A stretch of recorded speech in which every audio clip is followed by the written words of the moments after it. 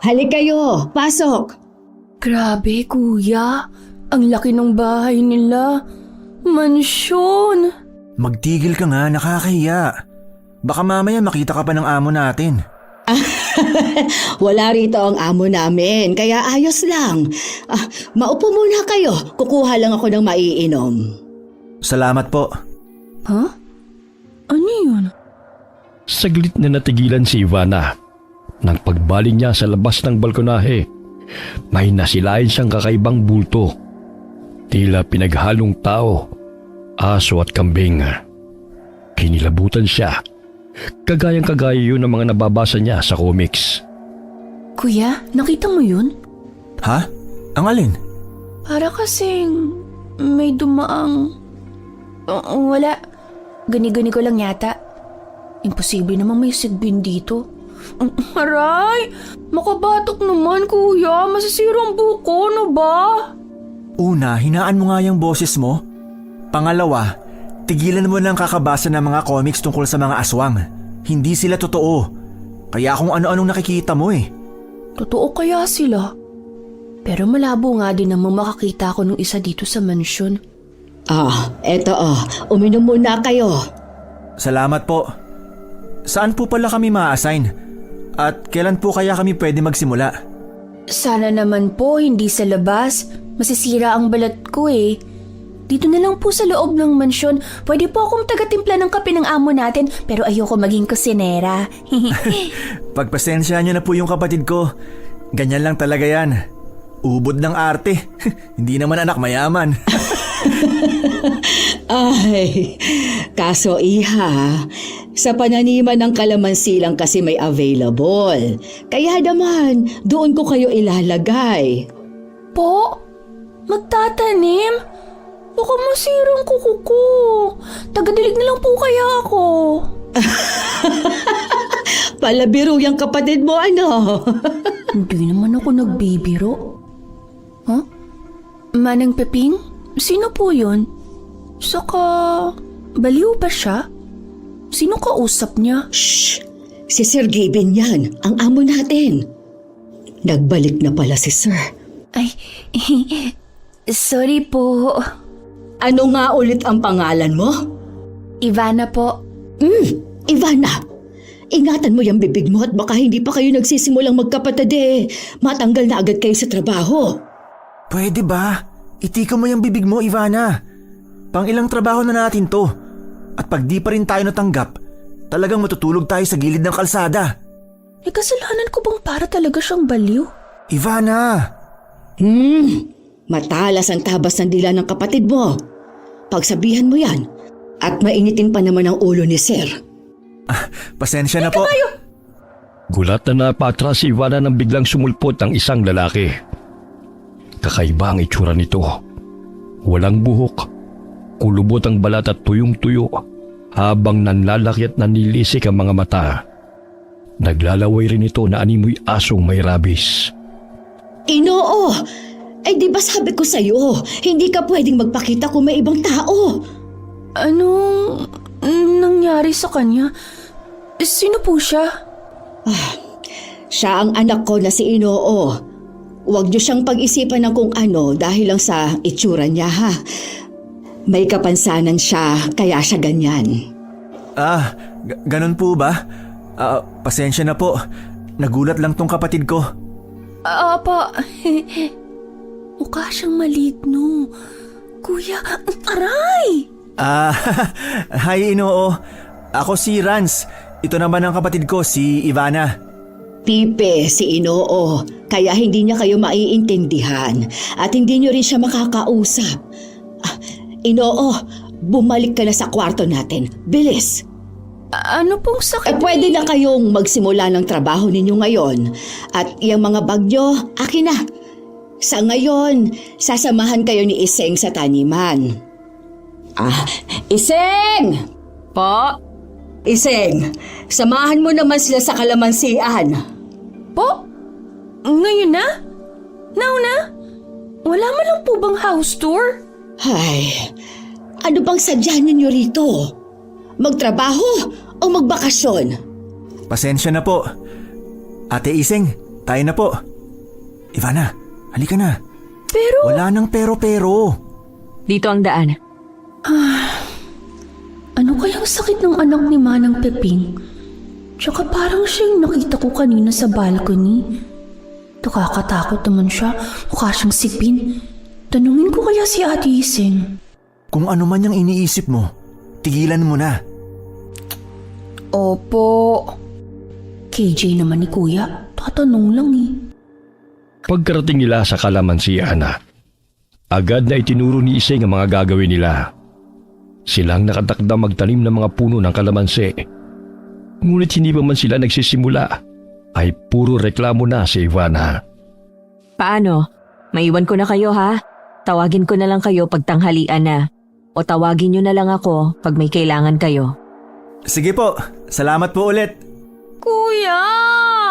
Ang init-init naman dito. Dapat doon na lang tayo sa loob ng mansyon nagpa-assign. Ay, kaso nga pala, nandun yung mukhang sabi na anak ni Manang Peping. Tumigil ka nga dyan, Ivana. Tsaka yung bunganga mo. Baka mamaya marinig ka ni Manang. Tanggalin pa tayo sa trabaho.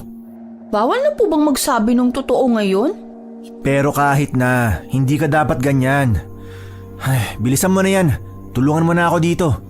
Ito na nga. Kaasar naman, ang dumi na ng kuko ko. Saan ko to ilalagay? Dito na lang. Eh yun kuya, ipapatag din ba natin yun? Alin? Yun oh, yung parang bahay ng nuno sa punso. Hindi ko alam eh. Wala namang nasabi si Ate Iseng. Pero, linisan na lang din natin. Eh, kuya, baka may nunong nakatira dyan, manuno pa tayo. Tumigil ka na nga sa kakareklamo, tulungan mo na ako. Isa pa, hindi totoo ang mga nuno gaya ng aswang, sigbin o kung ano pang nabasa mo dun sa comics at napanood sa TV. Kaya tumayo ka na dyan. Tulungan mo na ako.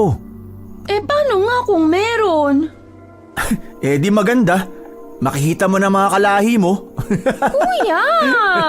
Hoy! Anong ginagawa nyo? Kuya, si Sir Gavin, nakakatakot siya. Magandang umaga po, sir.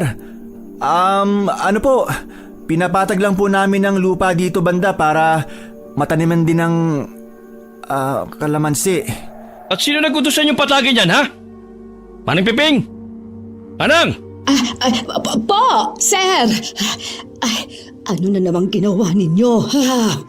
Wala naman kaming ginawa. Aray! Huwag ka nang sumagot. Hindi ba kabilin-bilinan ko na huwag ipapagalaw ang punso na yan? Sir, sorry po. Nakalimutan ko pong ibilin sa kanila. Baguhan ba kayo? Opo. Pasensya na po. O sige, palalampasin ko kayo sa ngayon. Pero ayoko na maulit to, ha? Naintindihan nyo? Opo. Ivana. Bakit? Ikaw naman may gustong patagin. Aray! Opo. Doon na kayo sa kabila magtanim. Manang, Po. igiyan mo sila ron. Opo. Halina kayong dalawa rito. Hindi ba kayo tinuruan ni Iseng kung ano lang ang gagawin at gagalawin? Panira talaga kayo ng araw. Kaya bago-bago nyo lang. Gusto nyo yatang masampulan eh. Buwisit. Ayoko pa namang nagpupunta rito. Kala ko mabait tong si Manang Peping, pero kasing pangit pala ng anak niyang ugali. Che. Tumigil ka na, pwede ba? Doon. Doon sa gitna ng mga kalamansing ito. Ayos lang ho ba kayo, Manang Piping? Ano hong nangyari sa braso nyo? Wala ito. Yak! Galis po ba yan? Anong sabi mo? Wala pong sinabi ang kapatid ko. Tayo na po, Manang. Hindi na. Hanggang dito lang ako. Kailangan ko na rin umalis dahil sumusumpong na ang allergy ko. Allergy po? Allergic po kayo sa kalamansi? Linisan ninyo ang bahaging yon at doon kayo magtanim. Kung may tanong o kailangan kayo, tawagin ninyo si Iseng. Ano ba kuya? Ang baho ng kamay mo! Kadiri! Bakit na naman? Ikaw, pigilan mo nga yung bibig mo. Mapapahamak tayo dyan eh. Tahimik na nagpatuloy sina Ivana at Ran sa pagtatanim. Sa bawat hukay ng lupa, ramdam ni Ivana ang bigat ng araw at init na dumidikit sa kanyang batok. Panay ang buntong hininga at kabot niya sa ulo. Halatang hindi sanay sa ganoong gawain. Ay, nakakainis naman. Hindi ka sanay sa ganyang trabaho, no? Ikaw pala. Pwede po bang magpahinga muna? Eto, uminom muna kayo ng kuya mo. Yun! Salamat po. Kanina pa talaga ako uhaw na uhaw. Teka, orange juice po ba yan? Wala po bang lychee? Lychee? Huwag niyo na lang pong pansinin. Itong kapatid ko kasi medyo may tililing eh. Narinig kita ah. Wala kaming lychee eh. Ayaw mo ba? Ako na lang iinom nito. Hindi. Pwede na rin po yan. Salamat. Salamat. Nga pala, ano nga po ulit ang pangalan nyo? Ising. Ako si Ising. Matagal ka na po rito? Oo, simula noong 6 years old pa lang ako. 6 years old? Namamasukan na po kayo kahit nung 6 years old ka pa lang? Bata pa lang ako nang mamasukan dito si mama. Pagka 6 ko, sinama niya ako rito tapos nung ano po? noong namatay siya, ako nang pumalit sa kanya. Namatay po? Bakit po siya namatay? Ano po ikinamatay niya? Tanghali na rin pala, no? Mabuti pa. Bumalik na tayo sa trabaho nang makapagpahinga na. Ivana, tara na. Teka lang, gusto kong malaman kung nung kinamatay ng mama niya. Halika na nga. Pasensya na po. Namatay ang mama ko sa hindi malamang sakit. Natahimik si Ivana sa sagot ni Ising. Sa paraan ng pagkakasabi nito, hindi lamang sakit ang naramdaman niya, kundi para bang biglang sumariwa kay Ising ang lahat. Kita sa mga mata nito ang kirot at higit pa roon may kakaibang takot at tila pilit itong ikinukubli. Sorry, dapat pala hindi na po ako nagtanong. Ayos lang yon, pero may pakiusap sana ako. Ano po yun? Pwede bang wag na natin tong pag-usapan? Lalo na pag nandito si Manang Peping. Bakit naman po? Ayaw na ayaw niya kasing pinag-uusapan ang tungkol sa pagkamatay ni Mama. Parang anak na rin kasi ang turing ni Manang kay Mama eh. Opo. Hindi na po magtatanong pa si Ivana tungkol doon. Di ba, Ivana? Opo. Pasensya na po ulit. Pagkatapos ng maikling pag-uusap, muli silang bumalik sa ginagawa nila. Naging maayos naman ang trabaho nila hanggang sa muling bumalik si Ising para sa hapunan. Bukod sa stay-in sila, ay libre na rin ang pagkain nila. Rans, Ivana, magtanghalian na muna tayo. Mamaya nyo na lang ulit yan ituloy. Yun! Sakto, gutom na po talaga ako. Ano pong ulam? Ivana, mahiya ka nga. Dahil Biyernes ngayon, nagluto si Manang Peping ng munggo. Meron ding pritong isda, tortang talong at tinapa. Yun lang? Pa yan? Same lang din ang parati naming ulam. Tara na. Mabuti pa nga po. Nga pala, paano kayo napadpad na dalawang magkapatid dito? Tsaka itong si Ivana, mukhang bata pa. Ilang taon ka na nga? Mukha lang po akong baby face pero 18 years old na po ako. Talaga? Mukha kang 16. Siguro dahil sa height. Mana sa'yo? Bansot ka din naman ah.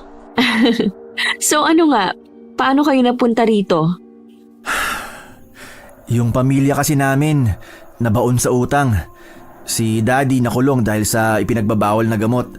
Habang si Mami, dinala sa rehab kasi nawala na sa katinoan matapos ang mga kamalasang nangyari sa pamilya namin.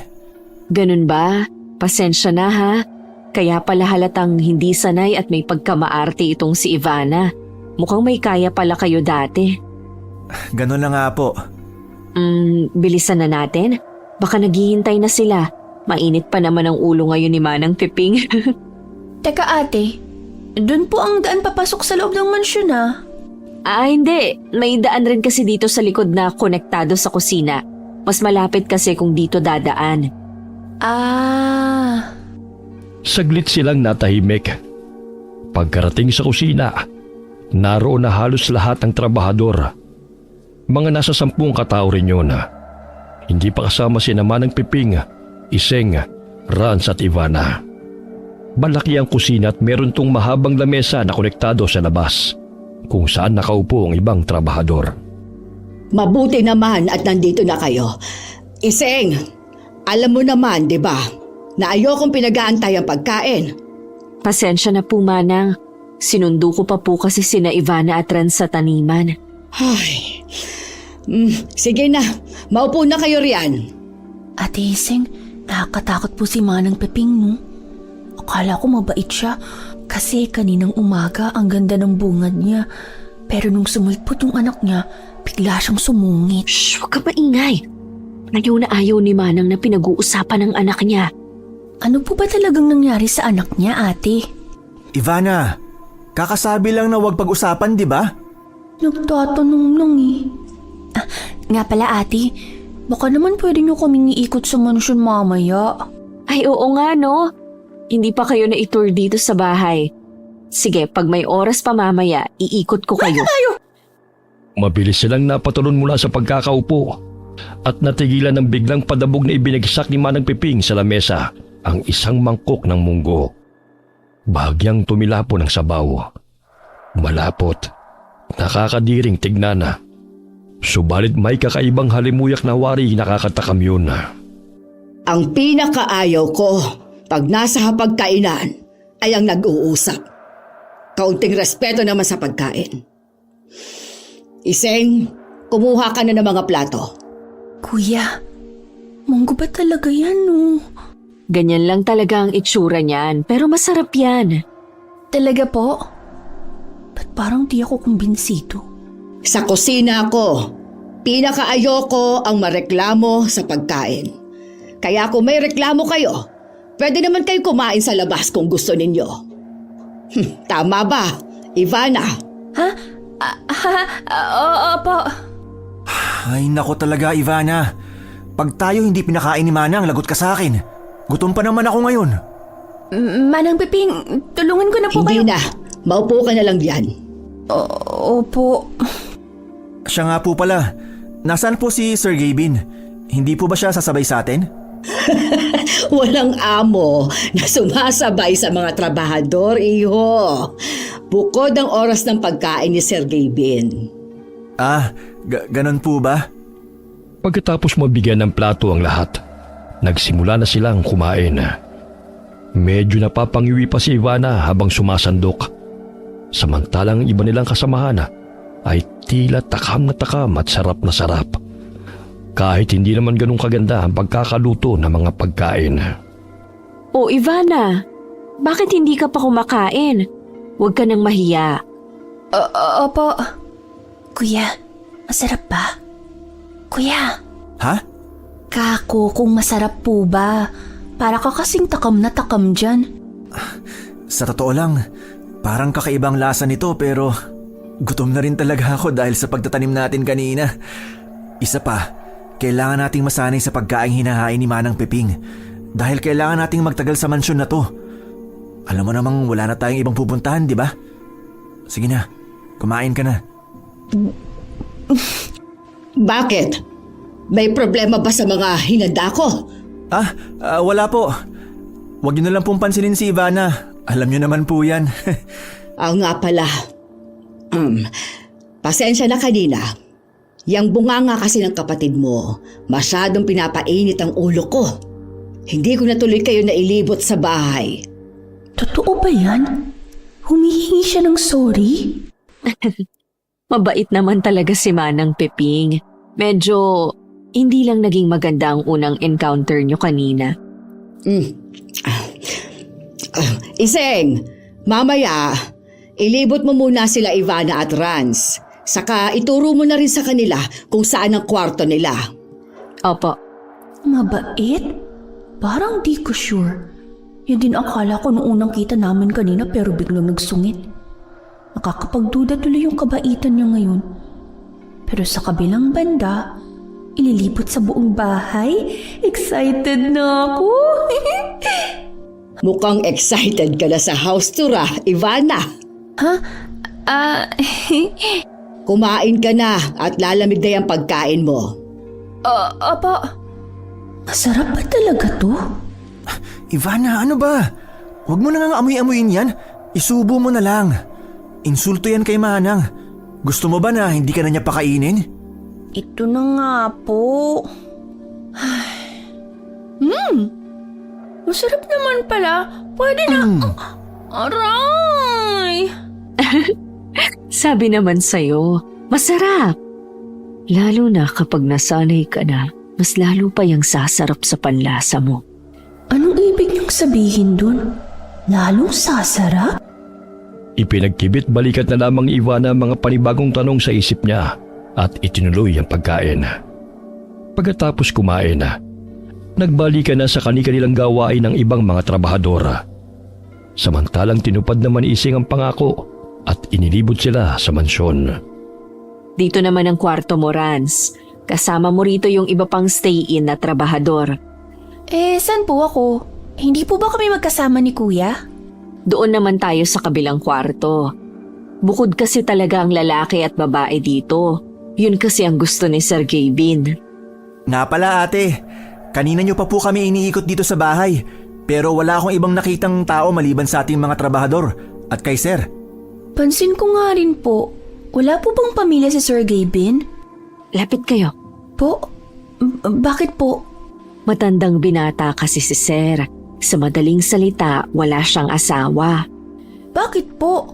Hindi po siya nag-asawa? Kung tutuusin, tingin ko nasa 40 plus pa lang naman si Sir. Tsaka sa yaman niya, imposibleng walang papatol sa kanya. Ewan, baka natatakot na perahan lang siya ng mapapangasawa niya. Sa bagay, sa panahon ngayon, mahirap na magtiwala. Ay, Pamilya niya po. Magulang. Wala po ba siyang mga magulang? Wala din eh. Sa tagal ko na dito, wala pa akong nakitang bumisita o bisita yang si Sir. ganun po ba? Tara dito naman tayo. Nakikita niyo yung dulong pinto sa hallway? Diyan ang kwarto ni Manang Peping. Taya, bakit si Manang Peping may sariling kwarto? Dahil matagal na siya rito. At siya rin ang mayordoma ng bahay na to.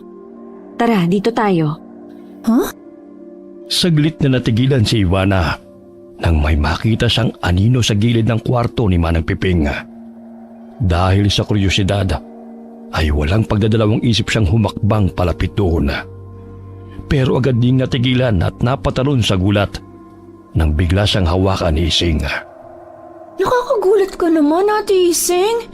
Tara na, wala nang daanan dyan.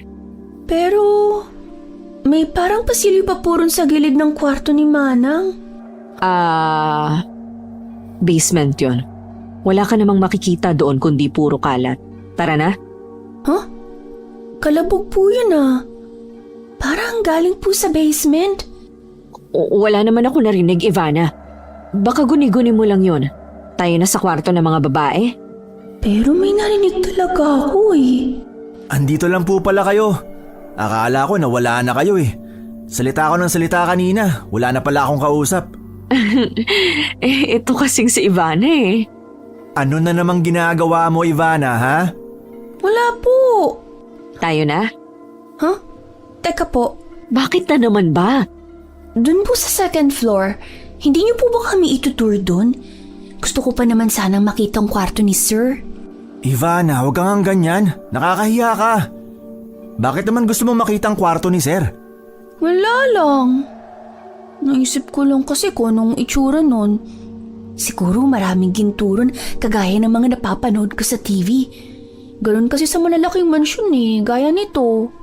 Magtigil ka nga. Walang ganun sa kwarto ni Sir. Ordinaryong kwarto lang yun na halos wala ngang laman. Po? Nakapasok na po kayo ron? Oo, isang beses nung bata pa ako. Pinagbawalan din ako ng mama ko na umakyat sa second floor. Pero makulit at mapilit ako kaya pumuslit ako nung nabibisi sila. At doon ko unang nakita ang kwarto ni Sir. Anong itsura, ate? Malaki ba? Tsaka, bawal po? Bakit po? Hindi ko alam pero bawal tayong umakyat sa second floor. Hanggang dito lang tayo sa baba, yun ang bilin ni Sir. Pinasadahan ng tingin ni Ivan ang hagdan paakyat sa ikalawang palapag. Namangha siya sa kintab ng tiles at sa kulay ginto nitong hawakan. Gayun din sa malilit na chandelier na nakasabit sa kisame ng ikalawang palapag. Para bang inaakit siya ng mga ito at hinihikayat na umakyat. Siguro malaki ang kwarto ni Sir at maraming ginto. Paano mo naman nasabi? Kasi, tingnan mo oh. Yung hawakan pa lang ng hagdanan, pangmayaman na. Tsaka ang sosyal ng mga chandelier sa taas. Tayo dati, malaki naman ang bahay natin. Pero hindi kasing laki nito at kasing ganda. Pwede na nga itong pumasang kastilyo Mas maliit na version nga lang. Kasi yung laki niya, pang mansion lang. Pero yung details, wow! Malaki nga ang kwarto ni Sir pero medyo weird. Tayo na sa mga kwarto ng mga babae. Baka mamaya kasi makita pa kayo ni Sir na nagchichismisan lang. Mawalan pa tayo ng trabaho. O mas malala, makita pa tayo ni Manang Piping at mapagalitan na naman. Lalo ka na, Ivana. Kwotang-kwota ka na kaya kay Manang. Curious lang naman, kuya. Bawal na po bang magtanong? Paano po bang weird, ate? Ay, tigas ng ulo. Madilim kasi yung kwarto niya Tsaka parang may altar na kung ano. Hindi ko na gaanong maalala. Tsaka hindi ko rin gaanong nakita ang loob. Pero sigurado akong walang ginto roon. Oh, pero sa yaman niyang to, imposibleng wala siyang gold bars. Tsaka sa mga nababasa ko sa comics, ang mga mayayaman may safety vault na puno ng ginto at pera. Isa pa, ang dami niyang gulayan at yung kalamansian niya na grabe, tik sa mga bunga. Sure ako, malaki ang kitaan dun. Hindi negosyo ni Sir ang kalamansian at ang iba pang tanim na gulay niya. Lahat ng yun ay pansariling gamit niya lang. Po? Ano pong hanap buhay ni Sir kung ganun? Yan nga ang isa sa ipinagtataka namin. Kasi alam nyo ba, wala naman siyang trabaho at parati lang nandito sa mansyon. Minsan aalis, pero babalik lang din agad. Wala rin siyang negosyo. Pero para ring hindi siya nauubusan ng pera. Imagine kung ilang tao tayong sinasahuran niya, di ba? Hindi po kaya may alagang duwende si Sir Capen? Tapos yung duwende yung nagbibigay sa kanya ng swerte? Kasi dun sa may kalamansian, merong punsuron Tapos nagalit siya nung papatagin dapat ni Kuya. Hindi ba pwedeng may memories lang siya sa lupang yon? Kaya ayaw niya ipagalaw? Gaya naman ng ano, Kuya. Aba malay ko. Mas reasonable kasi yung naisip ko kaysa sa idea mong baka may alaga siyang duwende. Para namang totoo mga duwende. Tumigil na nga kayo. Nga pala Ivana, dito ang higaan mo. Dito naman ako sa baba. Yung iba namang mga higaang nakikita mo ay para sa iba pa nating kasama rito. Bale, 4 tayong mga babae ang mag-share ng kwarto. Tapos 6 naman kayo sa kwarto, Rans. Yung iba pong kasama natin sa pagkanina, saan po sila natutulog? Uwian naman ang iba sa kanila. Ilan po ba yung trabahador dito? Para po kasing ang dami natin. 14 tayong lahat. 10 stay-in at 4 na uwian. Diyan lang naman kasi ang bahay nila. Halos kapitbahay lang. Tara sa labas? Sige po. Nga pala, dito yung CR. May CR din sa labas para kapag naihi kayo habang nagtatrabaho, hindi nyo na kailangang pumasok sa loob. Yung hallway po ron, ano pong meron doon? Restricted area yan. Hindi rin tayo pwedeng pumunta roon. Maliban na lang kung mautusan tayong maglinis. Madalas si Manang Piping lang ang nakakapasok doon. Ang dami ho palang restricted area dito sa mansyon. Lalo tuloy ako napapaisip kung anong meron doon. Ivana, sinasabi ko sa'yo, magtigil ka. Sa kangkungan na talaga tayo pupulutin pag natanggal pa tayo rito. Sinasabi ko sa'yo. Makinig ka sa Kuya Rans mo, Ivana. Lalo pat hindi lang basta nawawala ng trabaho ang mga hindi sumusunod sa patakaran. Ay, Manang Piping, nandyan po pala kayo. Ano pong ibig niyo sabihin sa hindi lang basta nawawala ng trabaho? Meron kasi dating isang katulong na sumuway pero bigla na lang siyang nawala. Ay, hindi naman siya nawala. Pinakulong lang ni Sir.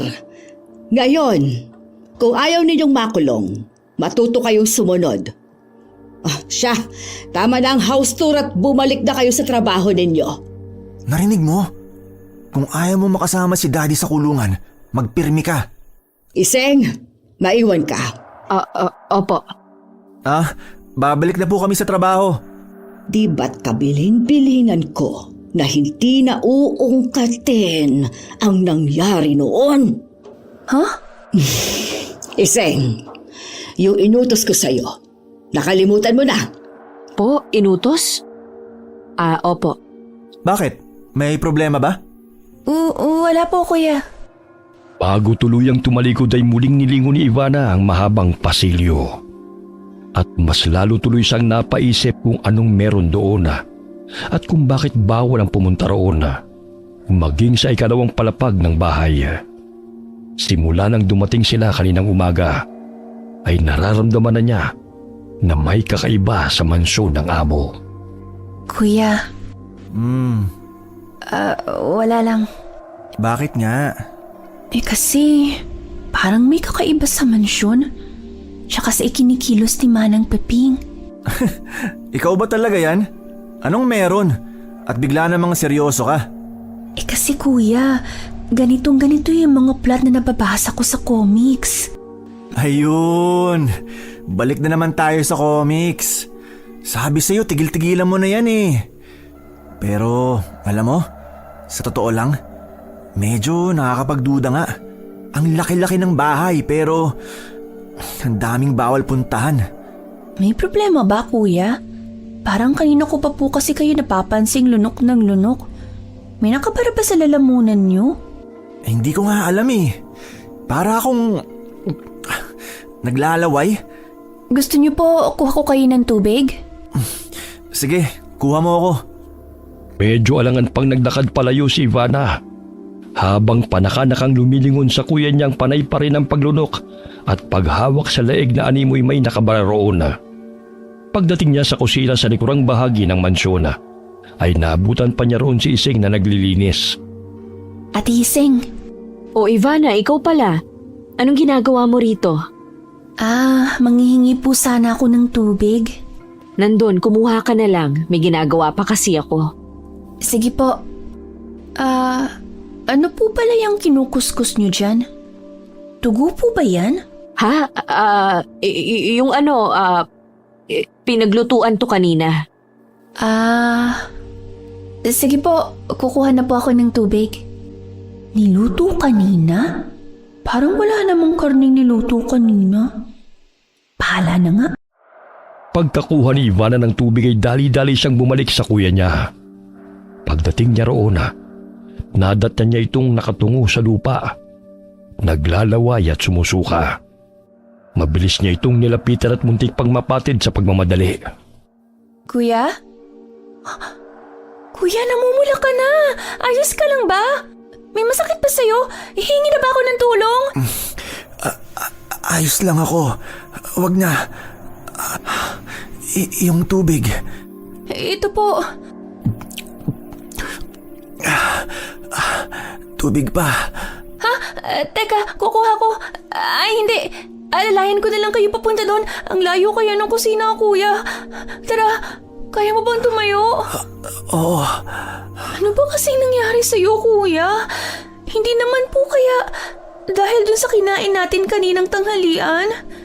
Pero, bakit ikaw lang? Kumain din naman ako Pwede ba? Mamaya ka na dumaldal dyan. Tulungan mo muna ako.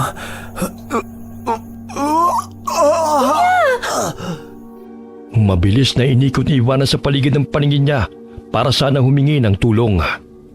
Sinubukan niya pang tawagin ang isang trabahador doon pero hindi man lamang ito lumingon at patuloy lamang sa ginagawa.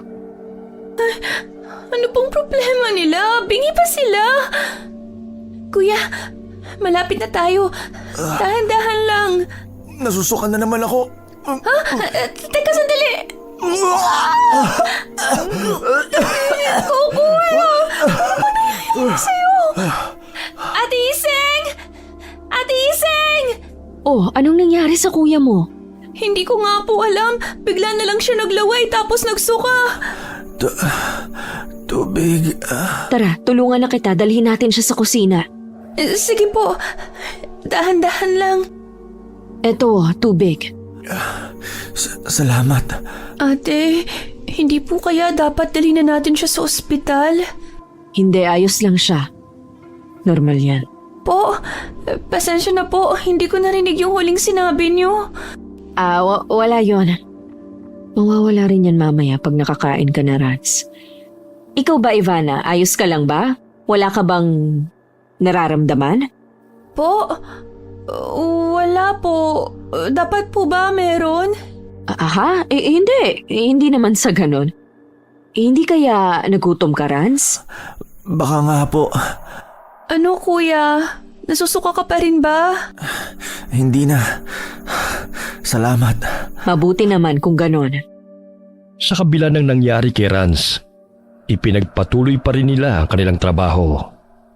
Kinahapunan, sa hapagkainan, gaya ng tanghalian ay naroon pa rin ang kakaibang pakiramdam ni Ivana. Lalo na pagdating sa pagkain. Mabango naman yun, ngunit para bang gusto niyang maduwal sa hindi malamang dahilan. May problema ba, Ivana? Pork steak na ang ulam natin ngayon pero bakit parang hindi ka pa rin kumakain? Po, kasi hindi po ba masyado pang maaga para sa hapunan?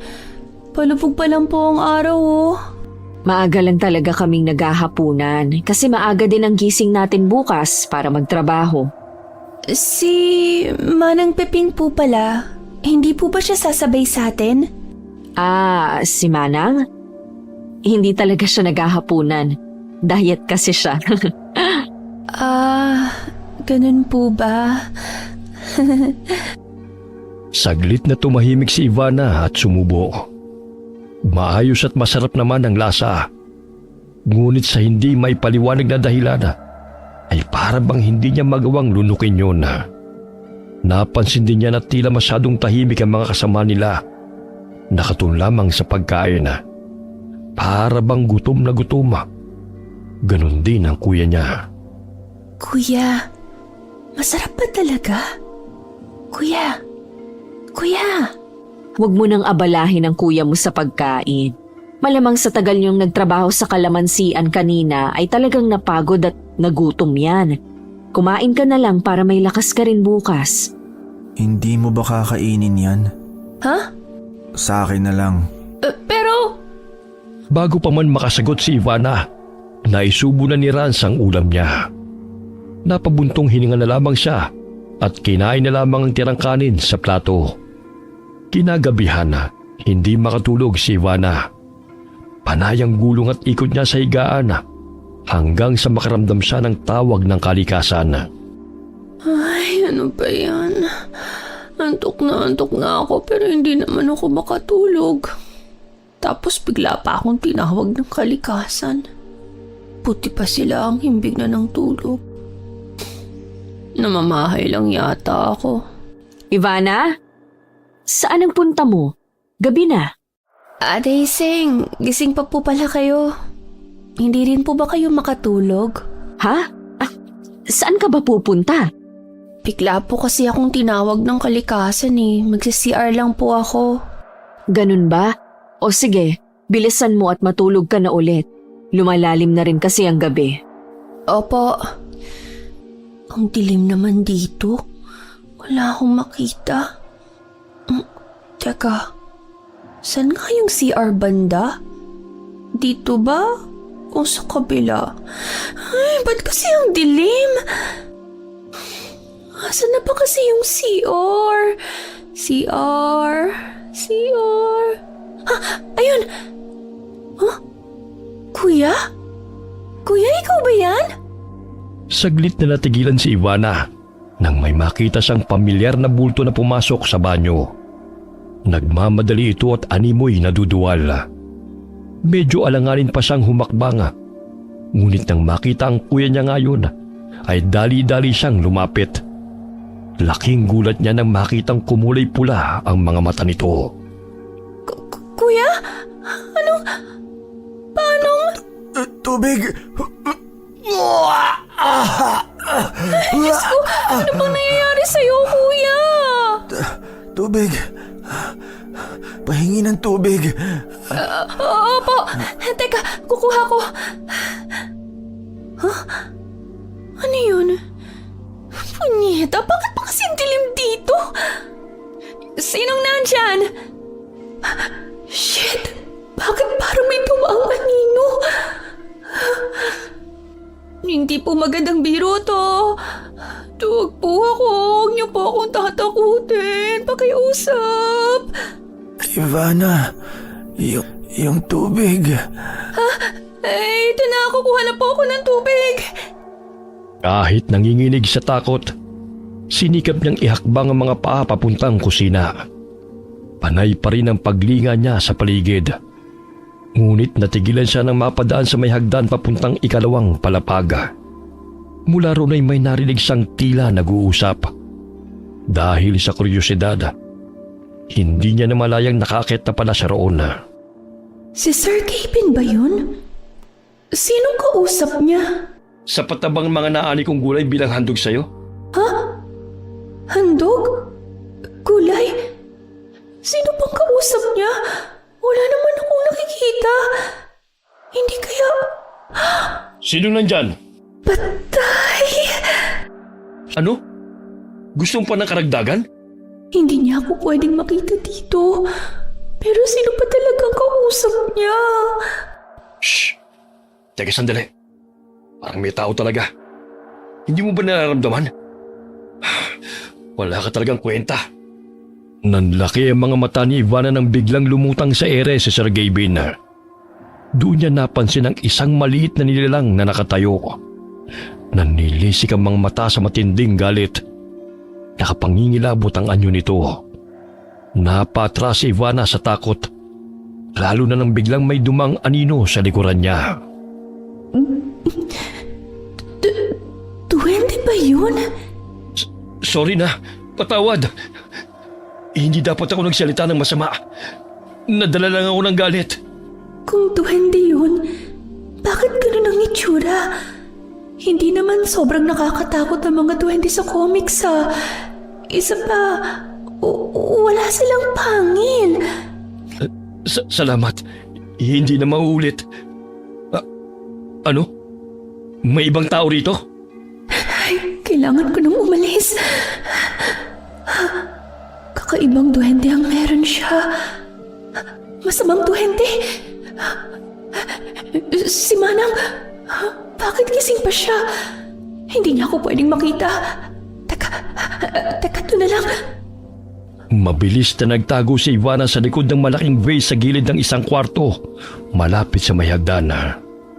Nanginginig ang mga tuhod niya habang nakalapat ang palad sa malamig na porselanang banga.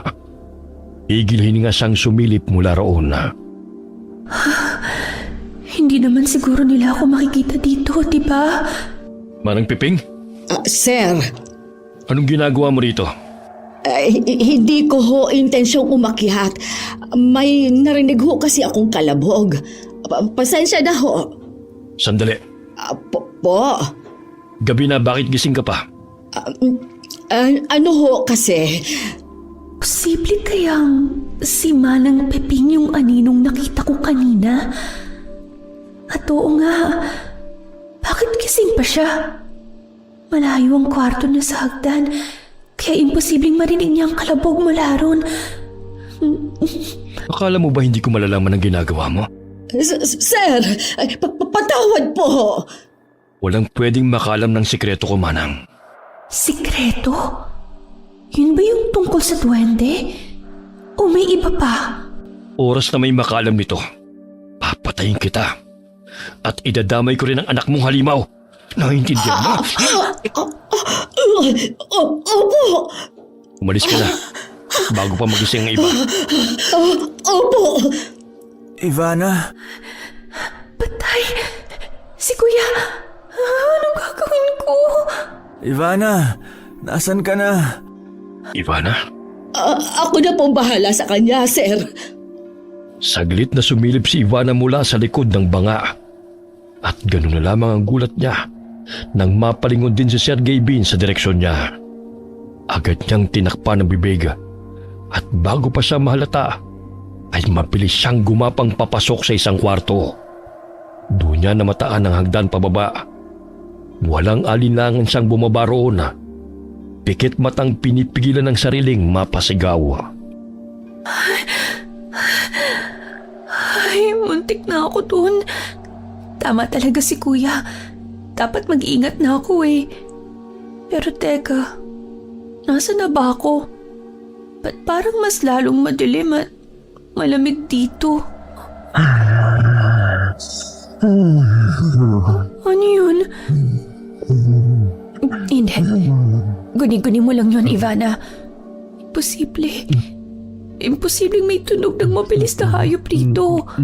Walang hayop dito. Wala. Leche, wala pang ilaw dito. Ano yun? Natatakot na talaga ako. Paano kung nandito pala yung sigbi na nakita ko kahapon? Leche, paano huwag kang mag-isip ng kung ano at hanapin na lang ang ilaw. Nasa na ba kasi yun? Ayan, nahanap ko ng switch.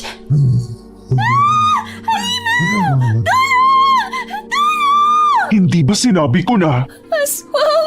hindi ka pwedeng pumasok dito? Aswang! Aswang! Aswang! Nanlaki ang mga mata ni Ivana. Nanginginig ang kanyang mga kamay. Ramdam niya ang unti-unting pagdilim ng paningin, kasabay ng mabilis at malakas na tibok ng kanyang dibdib. Sa isang iglap, tuloy na siyang nawala ng ulirat at bumulagta sa sahig. Ivana? Ivana! Aray. Ulo ko. Ivana, gising ka na! Mabuti naman at kising ka na. Ivana, ano ba kasing ginagawa mo rin sa basement, ha? Hindi ba sabi ko sa'yo, wala ka namang makikita doon? Aswang! May nakita ako, aswang! Kuya, umalis na tayo rito! May aswang, kuya! Kuya, may aswang! Teka, Ivana! Huminahon ka! Walang aswang, okay? Panaginip mo lang yun! Hindi! Nakita ko kagabi! Mukha siyang sigbin! Tumutulo ang laway at may hawak na karne! Totoo! May nakita po talaga ako! Baka epekto lang yan ang pagkakabagok mo. Magpahinga ka na lang muna. Pero... Kung ano man yung nakita mo, panaginip lang yun, Ivana. Magpahinga ka na muna. Kailangan ko na rin magtrabaho. Iwan nyo na muna kami. Kakausapin ko lang si Ivana. Huwag kang mag-alala, Rans. Hindi ko siya pagagalitan. Kakausapin ko lang. Sige po, mauna na po ako. Ako rin po, Manang. Panaginip? Pero hindi yun panaginip. May aswang sa bahay na to. May aswang! Oh, Ivana! Malakas na napasigaw si Ivana habang nakaturo sa anak ni Manang Piping na si Inoo. Na nooy kapapasok lamang sa kwarto. Paulit-ulit niyang binibigkas ang salitang aswang. Namula naman sa galit ang mukha ni Manang Piping at galit na galit niyang dinuro si Ivana. Hindi aswang ang anak ko! Nakita ko siya! Sigurado ako! Kamukha ng anak mo ang nakita ko! Aswang kayo! Tumigil ka na! Hindi aswang ang anak ko! Hindi ko alam kung anong aswang ang pinagsasasabi mo at kung saan mo napulot yan. Pero wala kang karapatang husgahan ang anak ko dahil lang sa itsura niya. Anong nangyayari rito? Pero... Ivana! Hindi ko alam kung anong nakita mo sa basement. Pero ano ba kasing ginagawa mo ron ng 10 oras ng gabi? Oo nga. Bakit naroon ka? Ano po, magbabanyo lang po sana ako. Kaso, masyado pong madilim kaya hindi ko na namalayan nandun na pala ako napunta. Sorry po. Mukhang wala siyang alam, sir. Ligtas pa rin po ang sikreto ninyo. Inoo, anak, tayo na. Pagkalabas ni naman ng Piping at Inoo, ay sumunod na rin si Sir Gavin. Naiwan si Ivana na nooy humahabol ng hininga. Pilit niyang pinakalma ang sarili. Pero baka sa mukha niyang nakukonsensya siya matapos pagbintangan si Inoo. Kahit na wala naman talaga siyang ebidensya. Sigurado talaga ako. Totoo ang nakita ko. Pero kung hindi si Inoo yun, sino? Kailangan kong malaman kung sino yun. Pero paano? Tama. Kailangan kong bumalik sa basement. Siguradong may ebidensya doon. Ivana, saan ka pupunta? Sa basement po. Ha? Anong gagawin mo doon? Sigurado ako sa nakita ko, Ate Ising. Maghahanap po ako ng ebidensya.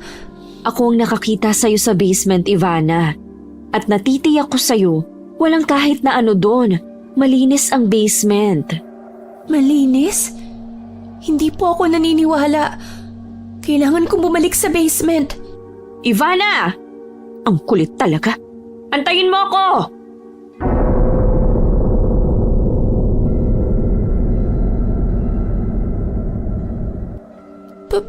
Paano? Malinis nga ang basement.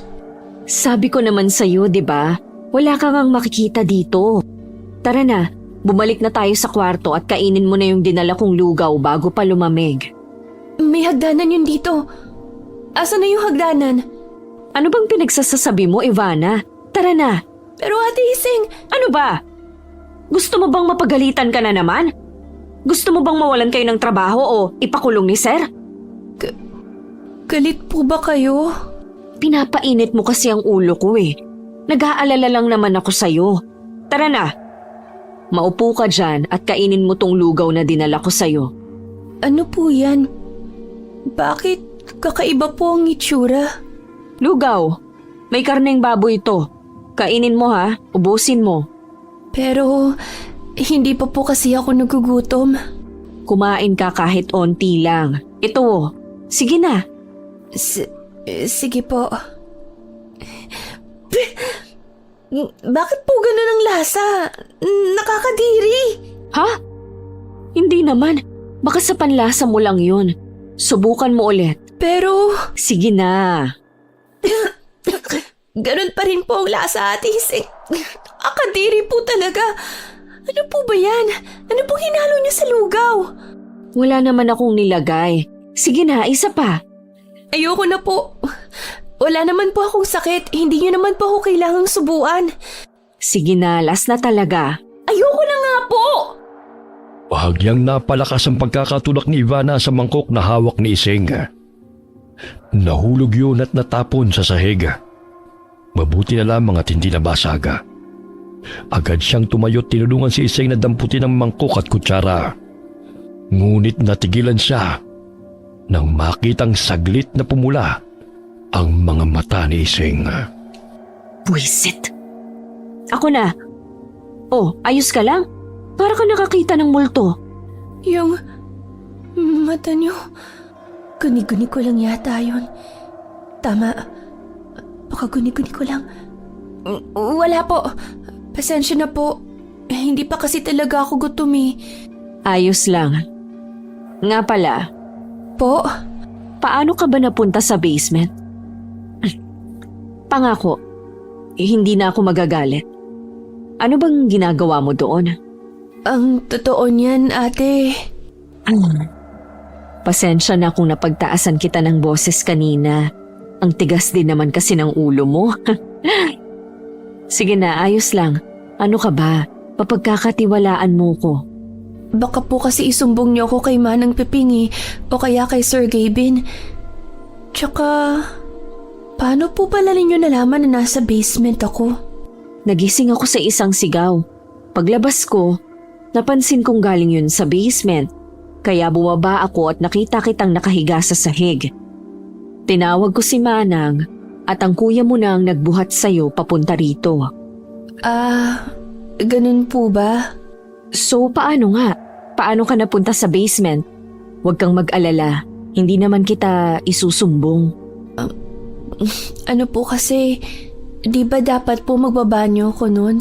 Nakita ko po kasi sa CR si kuya na nagsusuka kaya kukuha dapat ako ng tubig. Bigla naman akong napadaan sa may hagdan at nakarinig ng parang nag-uusap sa taas kaya umakyat po ako. Umakyat ka sa second floor? Opo. Anong nakita mo? Po? Sasabihin ko ba? Pero baka hindi siya maniwala o baka isumbong niya na talaga ako. Ivana, ayos lang. Pwede mo kong pagsabihan ang sikreto mo. Para na rin kasi kitang little sister. Alam mo ba, pangarap kong magkaroon ng nakababatang kapatid na babae. Wala kasi akong kapatid eh. Pwede ba yun? Kapatid na kita? Ha? Parang ayaw mo naman ata eh. Hindi po sa ganun. Baka lang po kasi hindi kayo maniwala. Bakit naman ako hindi maniniwala? Wala ka namang dahilan para magsinungaling, di ba? Nakita ko po kasi si Sir Kevin. May kausap po siyang 20. Duwende? Sabi na po hindi kayo maniniwala eh. Hindi sa ganon. Hindi lang ako makapaniwala na talagang may alaga pala si Sir Gavin na duwende. Kung ganon pala, tama ang hinala natin na posibleng galing sa duwende ang kayamanan niya. Ang galing. Pero sinong pinaghihinalaan mong aswang? Hindi ko alam ate eh. Hirap naman po kasing magbintang. Nagalit na nga sa akin si Manang kasi tinawag kong aswang ang anak niya. Pero alam mo, hindi rin naman kita masisisi. Mukha naman kasi talagang aswang ang anak ni Manang. Biro lang, ikaw naman ang seryoso mo. Pero duda din ako kay Manang at sa anak niyang si Inoo eh. Po? Hindi naman sa sinasabi kong aswang nga sila. Pero kasi may mga bagay akong napapansin kay Manang na medyo kakaiba. Gaya na lang noong ayaw na ayaw niyang nagpupunta sa kalamansian. 'Di ba sabi-sabi nila ang mga aswang ayaw sa kalamansi? Opo. Sabi sa mga kwento, oo daw. Pero di ba sabi niyo po, mabait si Manang? Oo, sinabi ko yun. Kasi mabait naman talaga si Manang. Pero noon pa man, medyo duda na ako sa kanya. Para kasi siyang may tinatago. Sa bagay, may punto po kayo doon. Napansin ko na rin po yun nung bagong dating pa lang kami. 'Di ba? Nga pala maiba ako. May nakita ka bang ginto sa kwarto ni Sir Gavin? Hindi ko po maalala eh. Dahil totoo nga pong madilim ang kwarto niya. Pero may napansin akong parang librong umiilaw. Libro? Kung ganon, tama nga ang hinala ko. Bakit po ate? Wala naman. Sa palagay ko kasi mahalaga ang librong yon. Pero wag mo na lang isipin yon. Mag-focus na lang kayo ng kuya mo sa trabaho. At kung totoo ngang may aswang dito. Ang tagal ko nang nagtatrabaho rito pero ligtas naman ako. Maging tanda na lang sana yun sa'yo na sumunod na sa bilin at huwag maging swail. O paano? Kailangan ko nang bumalik sa trabaho eh. Sige po. Siguro nga tama si Ate Iseng. Kung tutuusin, wala rin naman kaming pupuntahan ni kuya kung aalis kami. At hindi naman siguro ako mapapahama kung hindi na ako susuway, di ba? At kung kakainin nga ako nung aswang, bakit buhay pa ako? Ay, bahala na nga. Saglit siyang natahimik. Saka nagpasyang pumunta na sa kalamansian para magtrabaho. Pagkarating niya roon ay nabutan niya pa ang kuya niyang abala sa pagbubungkal ng lupa. Baka ilang beses niya pa itong tinawag. Pero kagaya nung isang trabahador na tinawag niya kahapon ay parang bingi lamang ito at walang narinig. Kuya! Kuya! Kuya! Ikaw pala. Ano pong nangyari sa'yo? Para kung pumasok sa sarili mong mundo. Nakailang tawag ako pero hindi mo man lang ako nilingon. Kuya! Kuya! Kuya, ano ba? Kinakausap kita! Kuya! Tumutulong laway mo! Kuya! Ano bang nangyayari? Hindi naman kaya niyanggawa si Kuya? Sa mga comics ganun eh. Ivana! May problema ba? Manang Piping? Ano pong ginagawa niyo rito? Hindi po ba allergic kayo sa kalamansi? Sino bang nagsabi sa'yong allergic ako sa kalamansi? Sabi niyo po. Ay, mga bata nga naman. Oo, sinabi ko na may allergy ako pero hindi sa kalamansi. Ha? Hindi siya takot sa kalamansi? Tsaka, wala nga siyang galis. At teka, ano nangyari sa kuya mo? Hindi ko nga po alam eh. Bigla na lang siyang nagkaganyan. Naglalaway din siya gaya ng iba pang trabahador. Ano pong ibig yung sabihin, Manang? Hindi po ba kayo may gawa nito? At bakit mo naman naisip na gagawin ko yon, ha? Iniisip mo pa rin na halimaw ako at ang anak ko? Hindi naman po sa ganung, Manang. Sorry po. Pero nagsimula po kasi maging ganyan si Kuya na makakain po siya ng luto niyo eh. Eh hindi ba't kumain ka rin naman ng luto ko? Oo po, pero halos wala rin po ako nakakain kasi hindi ko talaga kayang kainin ang mga luto niyo. Pasensya na po. Ay, pero kung tutuusin, hindi naman ako ang nagluto ng lahat ng yon. Po? Wala. Sige na, bumalik ka na sa trabaho mo. Hayaan mo na lang muna ang kuya mo. Pero ang labo naman ni Manang. Ay, di ko na tuloy alam ngayon kung tama pa bang pagdudahan siya. Matapos ang pangyayaring yun, pinilit ni Ivana na bumalik sa trabaho. Ngunit panay pa rin ang pagsulyap niya kay Rans. Napansin niya rin na parang may kakaiba sa kilos ng ibang trabahador doon. Ilang sandali pa, biglang sumakit ang tiyan niya. Kaya't saglit muna niyang iniwan ng trabaho para magbanyo. Oo nga pala. Hindi nga pala ako nakapagbanyo kagabi dahil sa nangyari. Sana nga ulit ang CR dito. Tama. Doon. Teka po, sandali lang. Ako muna, lalabas na po talaga. Kainis, naunahan pa. Ay, sa loob na nga lang. Oh, Ivana! Mamaya na ate, hindi ko na po talaga kaya. Aha, okay. Shit. Bakit ba kasi nasa gitna ang banyo sa bahay na to? Sir, pasensya na ho pero may kakaiba po kasi sa mga trabahador natin. Huh? Anong ibig mong sabihin? Hindi niyo ako mabibigyan ng mas marami pang harvest? Boses yun ni Manang at Sir Gavin Pasensya na ho. Alam mo naman ang mangyayari pag hindi ako nakapagbigay ng handog, hindi ba? Ang anak mo! Shit, lalabas na talaga. Ay, mamaya na nga lang, hindi ko na talaga kaya eh. Ay, salamat. Tatapos din ako. Ay, makalabas na nga dito sa banyo. Ha? Manang? Tabi! Papasok ako sa banyo! Anong nangyari doon? Biglang sumakit ang tiyan ni Manang. May nakain sigurong masama. Ganun po ba? Ay, shit! Hindi ko na tuloy napakinggan ang usapan nila. Bakit? Sumama din ba ang tiyan mo? Po? Hindi po. Balik na po ako sa trabaho. O sige. Tama. May sinabi sa Sir Kevin tungkol sa handog nung gabi. Parang hindi nasiyahan yung duwende niya sa ibinigay ni Sir. Pero anong kinalaman nun sa mga nangyayari kina Kuya? Tsaka anong mangyayari sa anak ni Manang?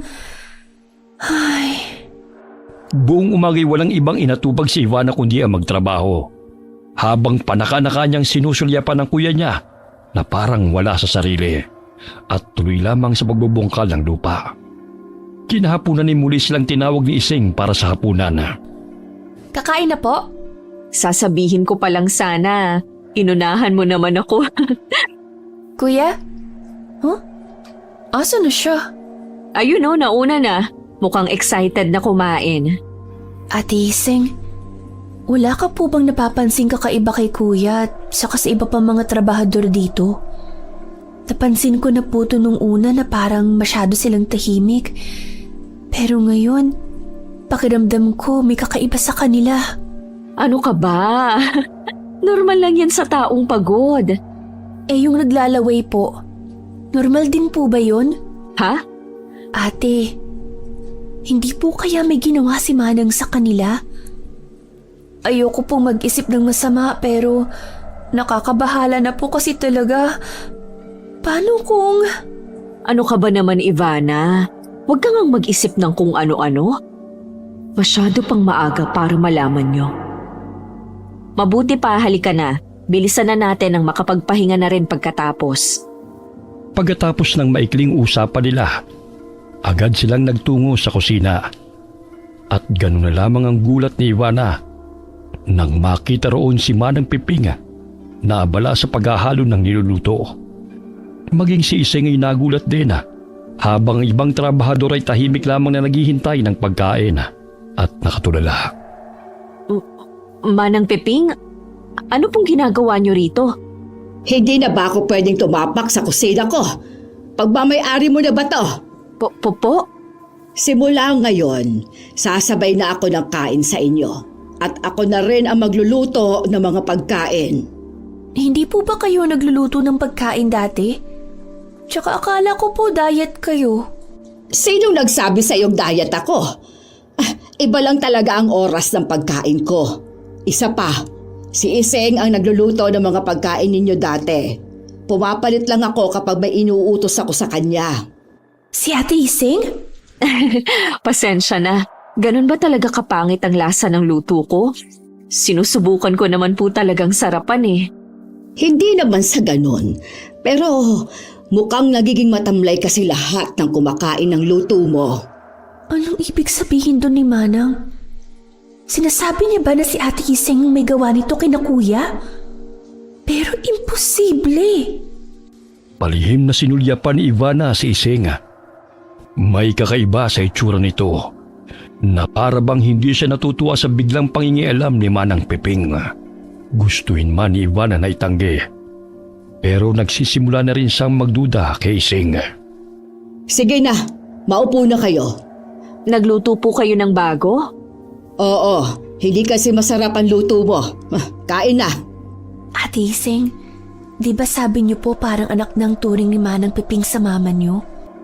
Pero bakit parang ibang tawang turing sa'yo ngayon ni Manang? Anong sinasabi mo, Ivana? Na hindi ko nga kilala ang nanay niya ni Iseng. At kailan lang yan siya na namasukan dito? Po? Kung ganon… Malamang hindi nyo na po naaalala kasi matagal na rin po yun. Pero naging kaibigan niyo po ang mama ko noon. Namasukan rin po siya rito. Naku, si Manang talaga makakalimutin na. Kain na tayo? Mukhang masarap at mabango ang mga sibuyas at bawang. Kain na po tayo. Alangan at halatang napipilitan. Inabot ni Iseng ang sandok mula sa mangkok. Napansin pa ni Ivana ang biglang panginginig at pagpapawis nito. Saglit na nilipat ni Ivana ang tingin sa mga pagkain. At oo nga, ibang-iba na yon sa unang pagkain inihanda ni Manang. Mas malinamnama at wala nang nakakadiring itsura noon. Pasensya na ho, busog pa po pala ako. Ikaw, Ivana, busog ka pa din ba? Hindi po. Ang sarap po nito, Manang.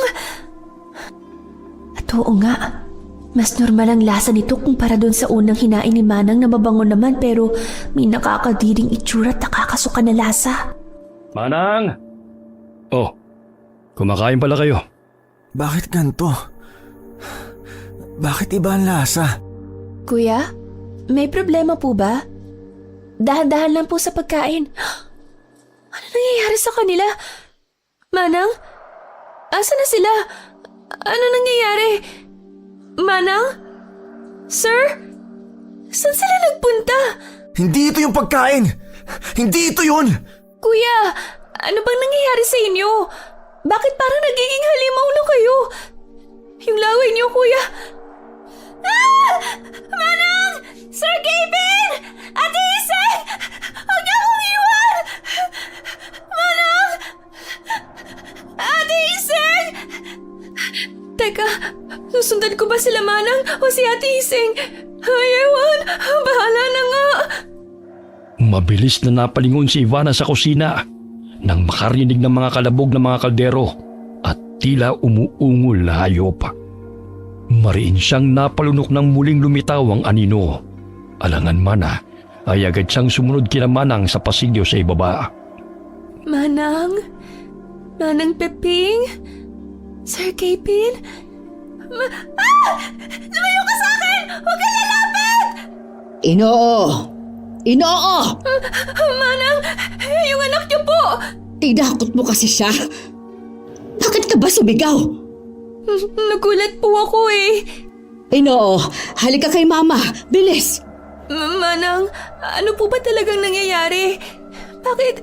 Bakit po biglang naging asal hayop sila, kuya? Wala po ba talaga kayong ginawa sa kanila? Wala ka ba talagang alam, ha, Ivana? Eh kung may alam po ako, bakit pa po ako magtatanong? Kung wala ka talagang alam, huwag ka nang makialam. Bumalik ka na lang sa kwarto at doon magtago. Kami nang bahala sa kuya mo at sa iba pa. Sigurado po ba kayo? Kung gusto mong mabuhay, sundin mo ang sinabi ko. Nag-aalangan man ay walang magawa si Ivana kundi ang sumunod. Habang naglalakad siya papuntang kwarto, muli siyang napadaan sa kusina at nagulat nang makitang nakahiga sa sahig. Tila wala ng buhay ang mga naroon kasama ang kuya niya. Kuya? Kuya? Kuya? Kuya, gumising ka! Kuya! Teka, buhay pa si kuya.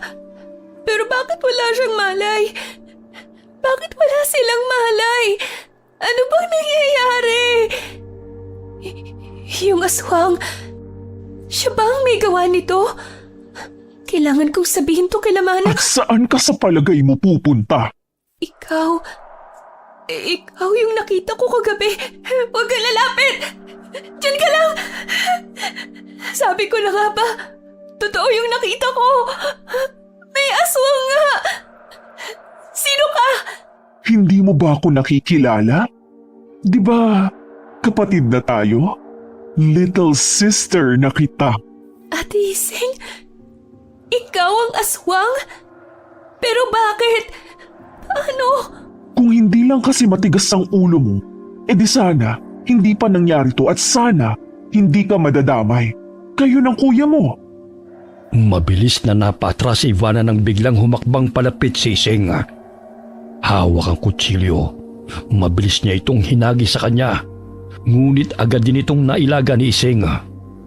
Walang pag-aalinlangan siyang tumakbo palabas ng kusina at umikot papuntang sala. Pero mabilis din siyang naharangan ito.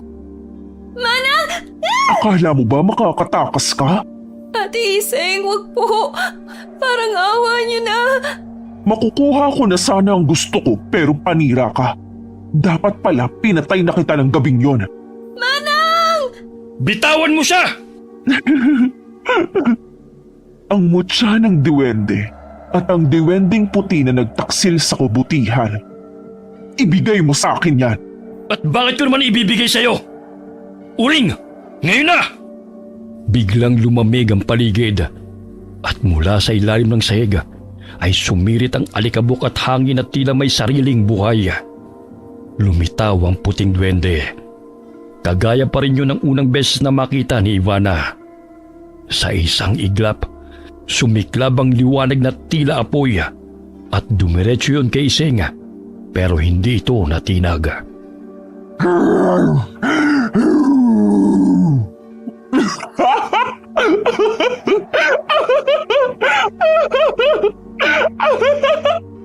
Mga hangal! Para lang yung maliit na bolang apoy sa akin. Hindi mo ba alam, duwende? na habang nawiwili ka sa kamunduhang kayamanan, ay mas lalong nawawala ng bisa ang kapangyarihan mo. Ano? Uring, anong ibig niyang sabihin?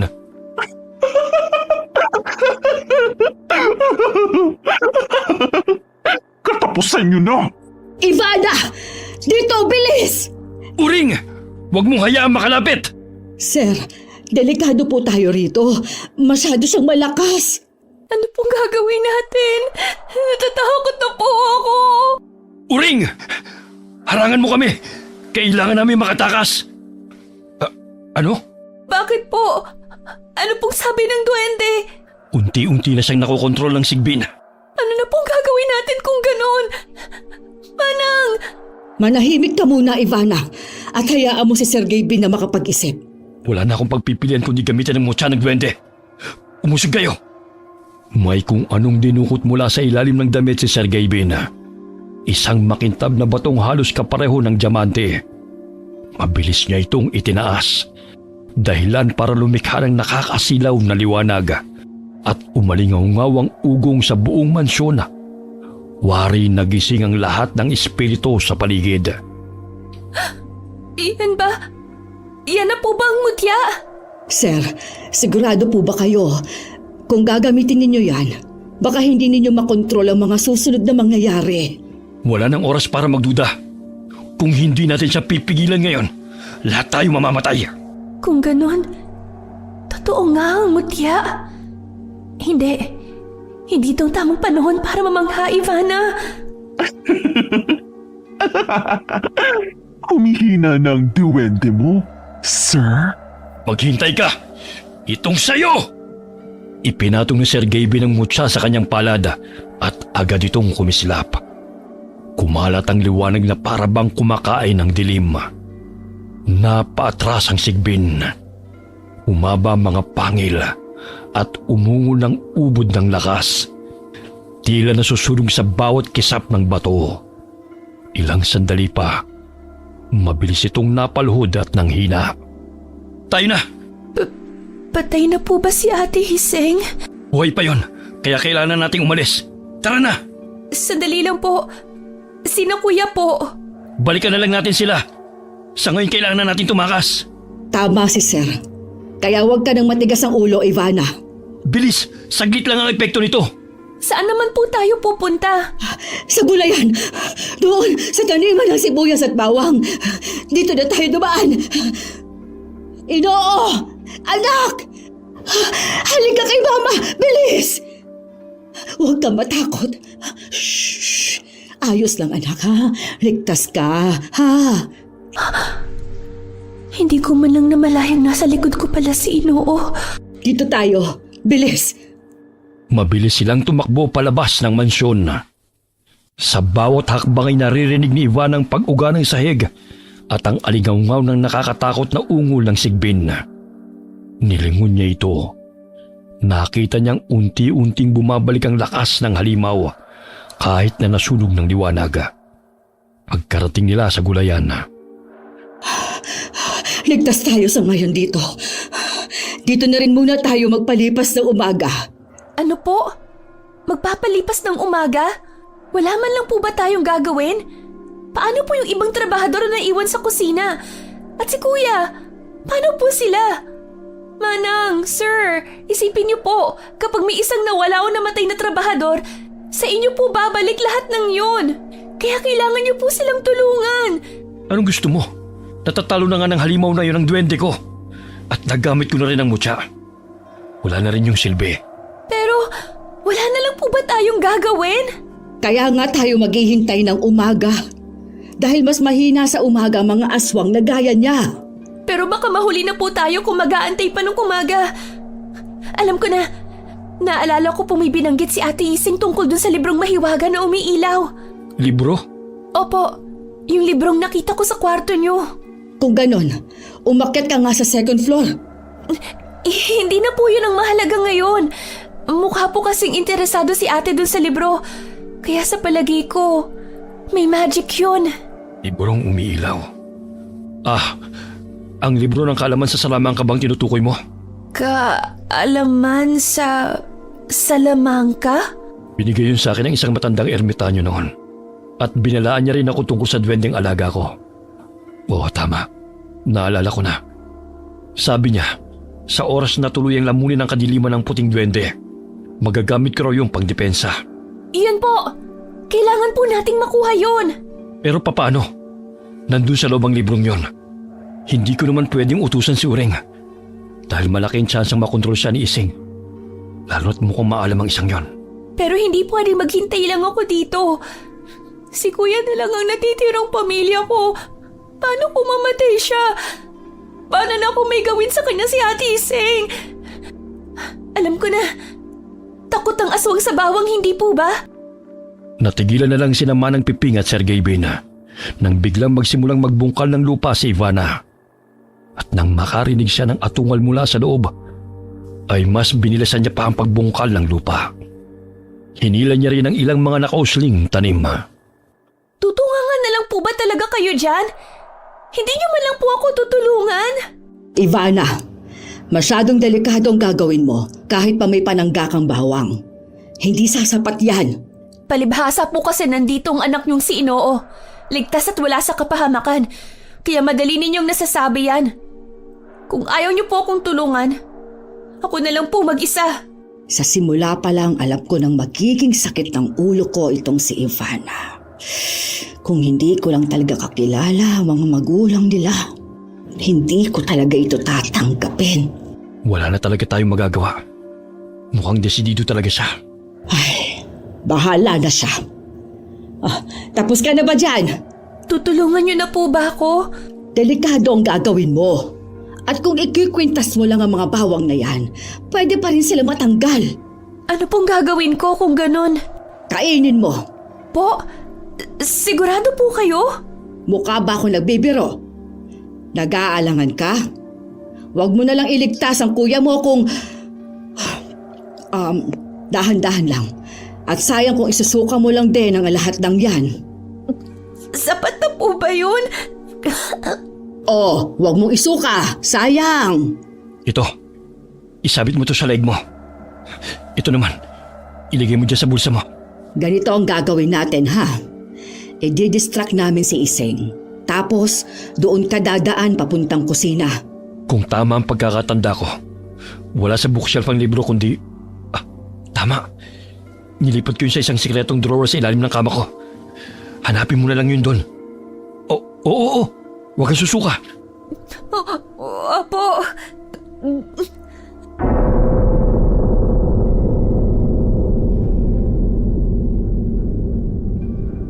Sige, pumuesto ka na. Iseng! Iseng, lumabas ka dyan! Habol mo ang libro ng mutya, hindi ba? Nasa akin yun! Sige na.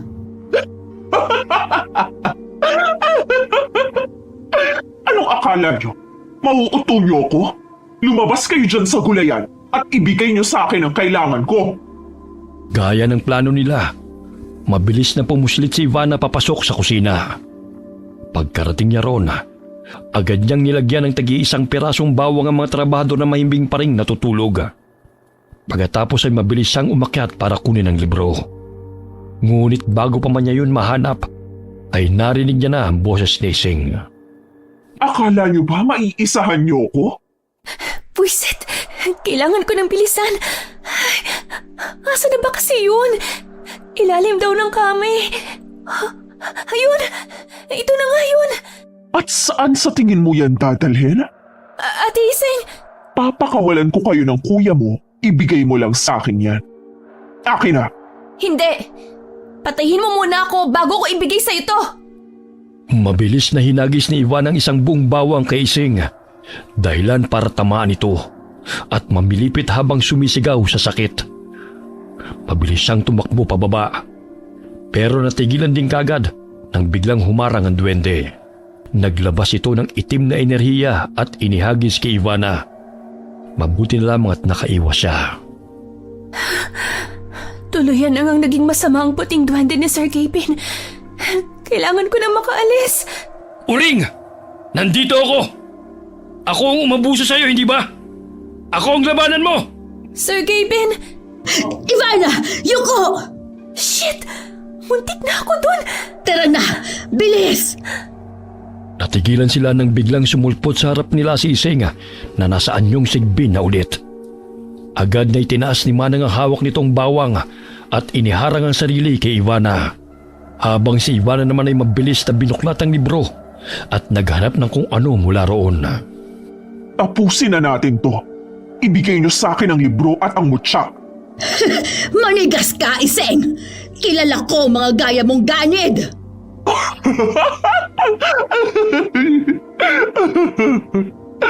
Ganid?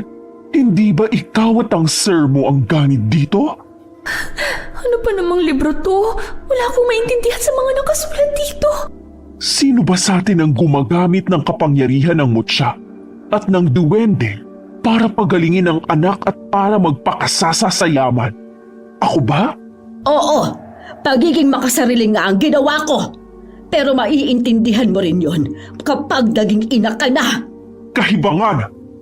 Tingnan natin kung may magagawa ka pa pag pinatay ko ang anak mo. Hindi! Ino! Anak, bakit ka naman umalis sa gulayan?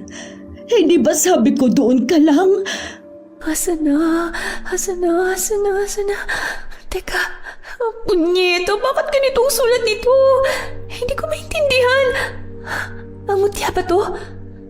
Kailangan sigurong idikit. Bahala na nga. Ibibigay niyo ang gusto ko o papatayin ko si Inoo? Sir Gabin? Sir Gabin! Tulong! Hindi ako makahinga! Shit! Anong gagawin ko? Alam ko na! Ate Iseng! Gusto niyo po ang mutya at libro, di ba po? Nandun kay Sir Gabin ang mutya! At kung gusto niyong makuha yon, kailangan niyo siyang tulungan! Anong ginagawa mo, Ivana? Anong pinaplano mo?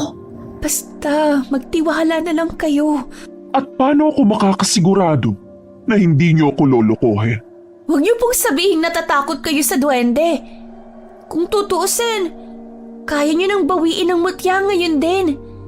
Kailangan niyo lang talunin ng duwende. Hindi ako tanga, pero may punto ka. Mabilis na binitiwan ni Iseng si Inoo at inatake ang duwende. At nang makawala sa itim na salamangka si Sir Gabin, ay mabilis siyang nilapitan ni Ivana at kinuha ang mutya nito sa leeg at idinikit sa libro. Anong nangyari? Bakit hindi gumana? Ano bang ginagawa mo? Sabi po kasi dito sa libro, idikit ko daw po eh. Ayun po yung picture oh. Hindi ko kasi maintindihan yung nakasulat dito. Patingin! Ayan po. Baligtad pala. Mabilis silang napatakip ng mga mata nang biglang nagliwanag ang libro ng sobrang tindi. Kasunod nito ang umaalingaw na atungal ni Iseng. Nagtagal yun ng ilang minuto hanggang sa unti-unting humupa ang liwanag. At doon nakita nila si Iseng, tao na ulit. Nakahiga sa sahig at walang malay.